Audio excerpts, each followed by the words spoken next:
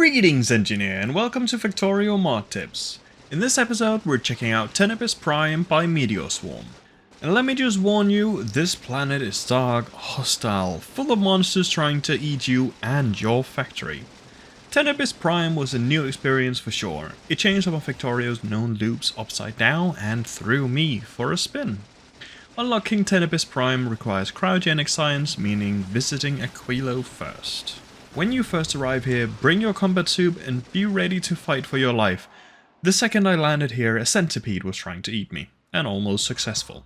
The planet is brimming with enemies with no territories confining them, and with an ever-growing spore cloud they are sure to come a-knocking soon enough. So clearing a big area around your base is a must, since defending against centipedes with turrets seem like an impossible task, especially considering power is not easy to create here without importing fusion reactors.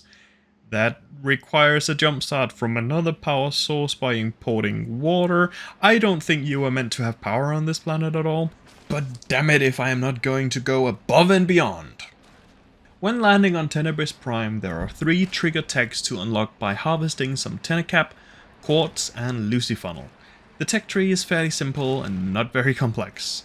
You harvest up Tenecap and Lucifunnel with bioluminescent agricultural towers and then harvest the Luciferin, powder and chitin while delivering back the spores and seeds.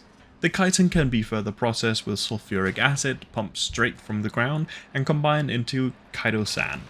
Luciferin powder combines with smelted quartz ore to make bioluminescent crystals, and with the chitosan it makes the science pack, bioluminescent science pack. The science unlocks 2 things, one being the bioluminescent beacon that accepts speed, efficiency and productivity modules, and Prometheum science.